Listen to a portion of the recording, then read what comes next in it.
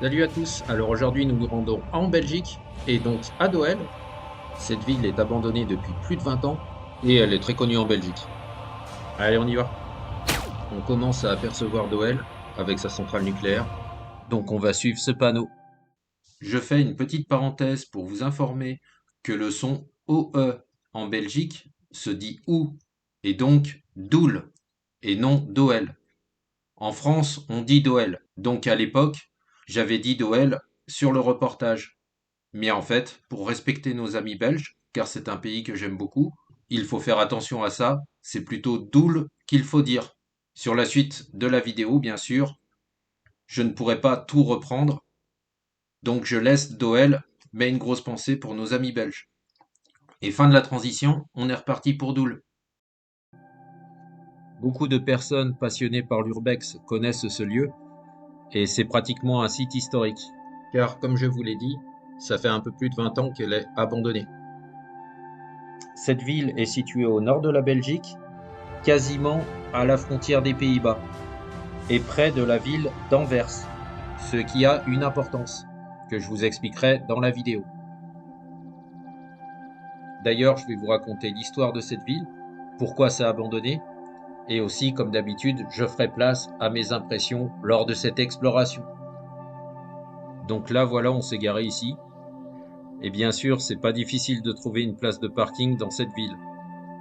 Après, il y a quand même quelques touristes qui viennent pour la visiter. Donc, la particularité de cette ville, c'est qu'elle est entièrement vide d'habitants. Après, il existe quand même quelques habitants qui sont restés. Et il en demeure à peu près une vingtaine. Quelques maisons sont aussi accessibles, donc ça je vais vous les montrer dans la vidéo. Et en voici un court extrait. Vous allez pouvoir constater que l'humidité a joué un rôle assez important et qu'il y a eu beaucoup de dégradation. Ce qui a fait que les maisons se sont vite et fortement dégradées, en grande partie à cause de l'humidité. Allez, on y retourne. Pour ce qui est de l'histoire de cette ville, eh bien ça s'est surtout aggravé dans les années 90, lorsque la région flamande a décidé comme projet de réaliser une extension des docks à conteneurs du port d'Anvers.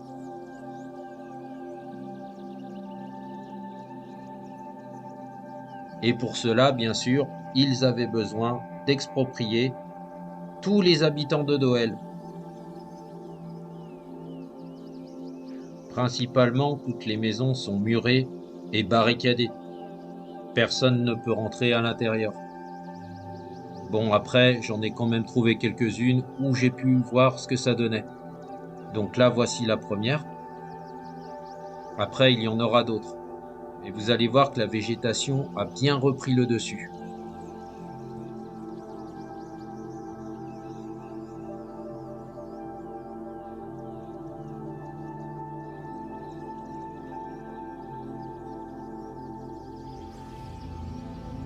Voilà, on a pas mal de graphes aussi. Et je continue avec son histoire.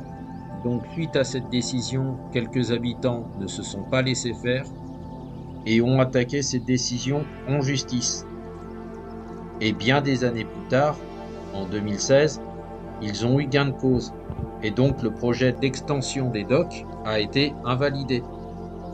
Par contre, le problème c'est que de nos jours, en 2024, la ville est toujours fantomatique. Ce qui est dommage, c'est qu'à l'époque, tout le monde ne s'est pas battu suite à cette affaire en justice. Et donc maintenant, les gens ne veulent plus revenir par rapport à deux raisons. Donc voilà, là on se trouve au niveau de l'estuaire de l'Escaut. Et la première raison, c'est ça, la centrale nucléaire, qui est donc la centrale nucléaire de Doel. Vous pouvez même voir que les premières maisons ainsi que l'église sont juste à côté. La deuxième raison, qui est aussi un véritable frein, c'est le port, où ils ont voulu créer un agrandissement des docks à conteneurs. En fait, toute la journée, on peut voir d'énormes porte-conteneurs qui passent par cet estuaire pour rejoindre le port d'Anvers. Donc voilà, ce sont les deux difficultés majeures pour s'installer à Doel. Après, on a quand même croisé une personne plein de volonté pour faire des photos d'appartements, de maisons abandonnées, afin de voir avec la mairie s'il était possible de rentrer en contact avec les propriétaires. Donc peut-être que, et en rappelant bien sûr, tout est possible. Mais en attendant, cette ville est bel et bien abandonnée. Et je pense que ça va durer un bon moment. Regardez ces rues complètement désertes.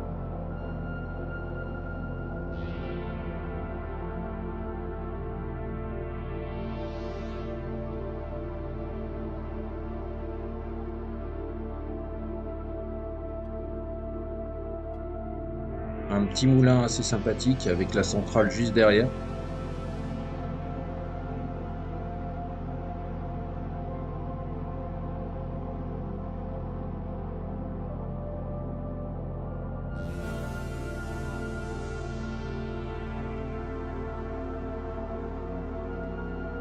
L'église, quant à elle, est toujours en activité afin d'y pratiquer quelques offices.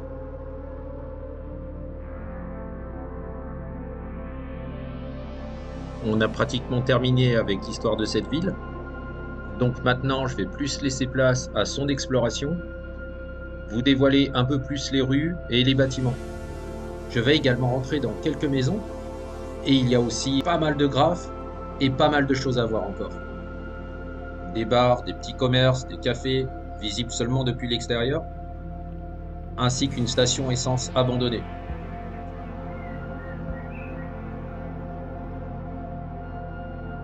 Là, on est dans une maison, et on peut voir que c'est le bordel, il n'y a pas d'autre mot, tout est entassé, et le toit est en sacré mauvais état.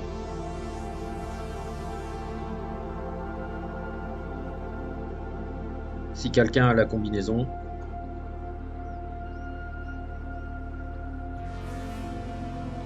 là on se trouve dans une cour, donc devant une autre maison.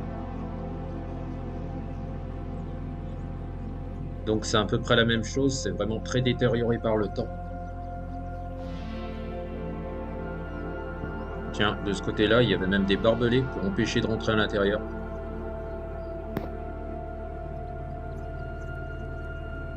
Peut-être une voiture par-ci par-là, mais les rues sont quand même bien désertes.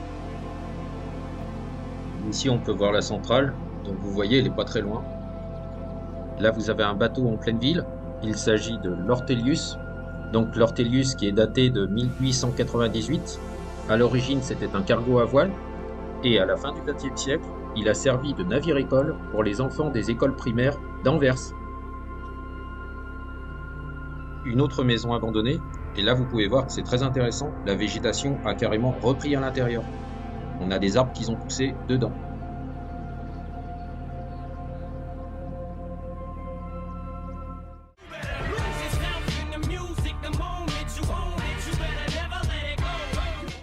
Sur le coup, ça m'avait fait penser à ce titre de hip-hop. Cette ville est aussi occupée par les chats. Il y en a même plus que d'habitants. Et d'ailleurs, par rapport aux procédures d'expropriation qui ont été lancées à Doel, sa population est passée de 1400 habitants dans les années fastes à 22 exactement en 2015. Je me suis renseigné aussi pour savoir à quel moment un village devient une ville. Et en fait, selon l'INSEE, c'est à partir de 2000 habitants qu'un village devient une ville. Donc là, il s'agit plus d'un village. Là, nous avons un scooter abandonné. Et dans la suite de la vidéo, vous allez voir aussi une station essence abandonnée, ainsi que des bars et des cafés. Pas l'intérieur, mais seulement de l'extérieur.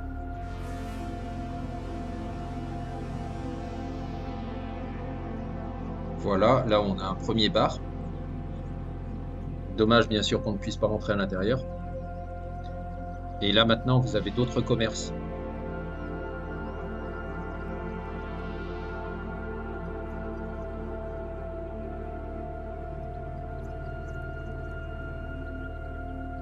Vous allez souvent la voir, la centrale nucléaire.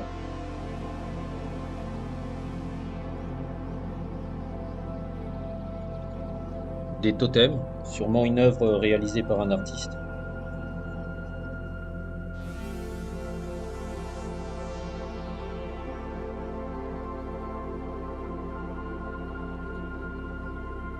Une petite entrevue.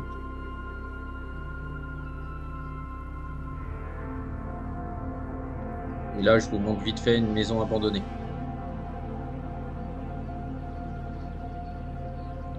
Une boîte aux lettres assez stylée et un arrêt de bus.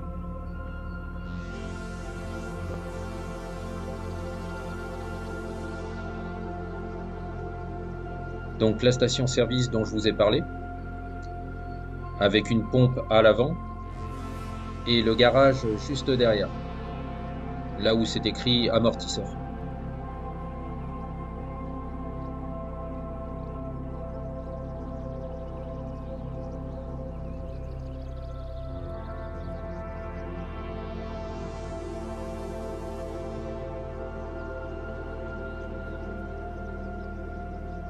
Donc c'était quand même assez grand pour un petit village.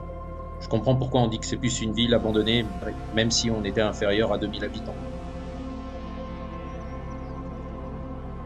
C'est impressionnant, et si vous aimez beaucoup les graphes, bah n'hésitez pas à y aller.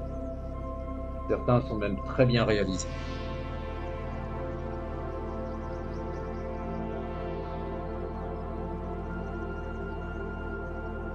Ça fait un peu froid dans le dos.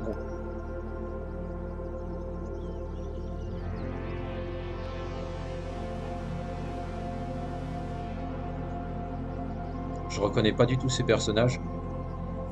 Peut-être qu'ils sont connus en Belgique, et d'ailleurs, si nos amis belges peuvent nous éclairer, il n'y a pas de souci.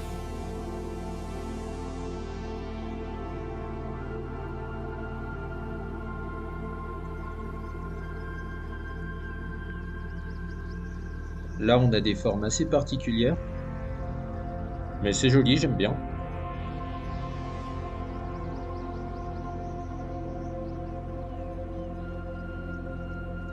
Ça me plaît vraiment beaucoup aussi, ces maisons en briques rouges.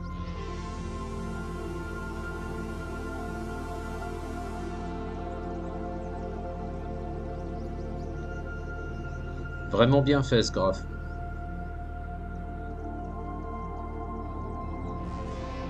C'est quand même assez hallucinant de se promener dans des rues complètement désertes. Et pour être exact, ce lieu se vide régulièrement depuis la fin des années 70, époque où la population était 60 fois plus importante. Ça a commencé progressivement, c'est surtout dans les années 90 que ça a dérapé, lorsque les autorités belges ont décidé d'exproprier et de raser plusieurs zones urbanisées autour du port d'Anvers. Autre info, il s'agit du deuxième plus grand port d'Europe, après celui de Rotterdam. Je me trouve à présent dans une nouvelle maison abandonnée, où on voit que les arbres ont poussé également à l'intérieur, et je dois encore pouvoir en faire une de maison, je pense.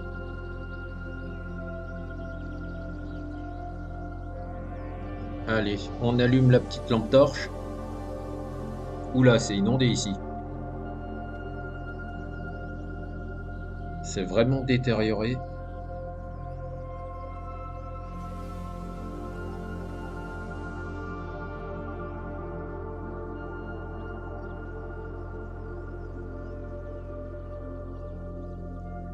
Quelques tags, dont quelques bateaux, sûrement en rapport avec le port d'Anvers.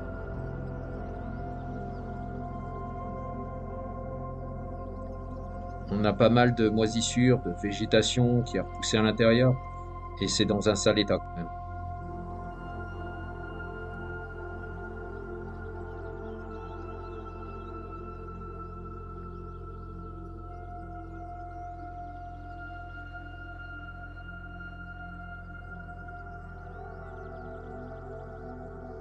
Une baignoire.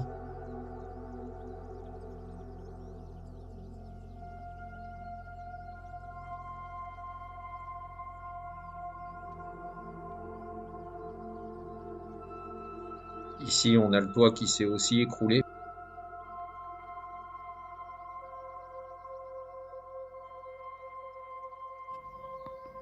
Un jerrycan d'essence. Et là, je suis dans une autre maison qui était juste à côté.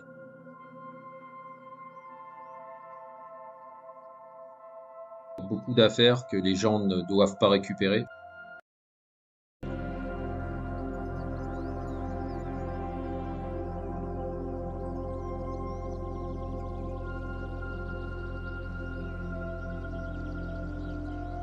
Les maisons sont vraiment belles, enfin si on imagine comment c'était avant, mais même encore aujourd'hui, après c'est très délabré et abandonné.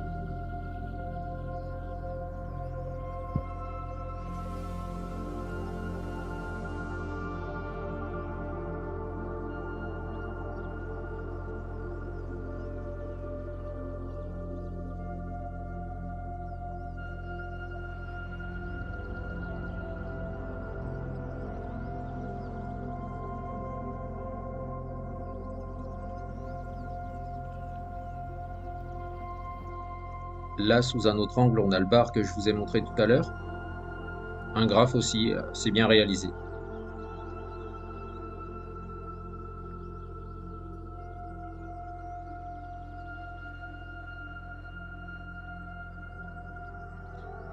Il y a de très beaux villages en Belgique, et celui-ci devait en être un.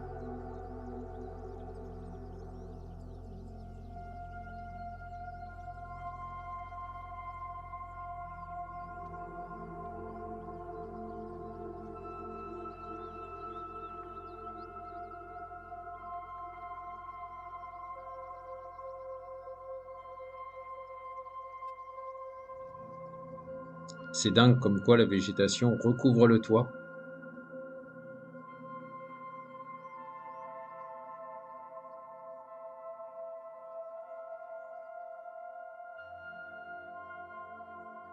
On a encore la centrale nucléaire que vous pouvez entrevoir.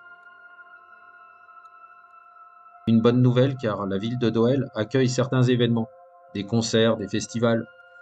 Donc ça c'est plutôt pas mal. Peut-être un signe comme quoi le village va renaître un beau jour. Car nous savons que le village ne disparaîtra pas. Il a effectivement l'image d'une ville fantôme, mais il ne doit pas l'être, car il y aura toujours une activité portuaire 24 heures sur 24 et 7 jours sur 7. Allez, on reprend la route pour d'autres destinations, et je vais terminer sur cette note comme quoi, à ce stade, aucun calendrier n'a été arrêté, il est seulement question de préciser dans les semaines ou mois à venir les projets pour faire revivre Doel. Moi, je vous dis à bientôt et prenez soin de vous.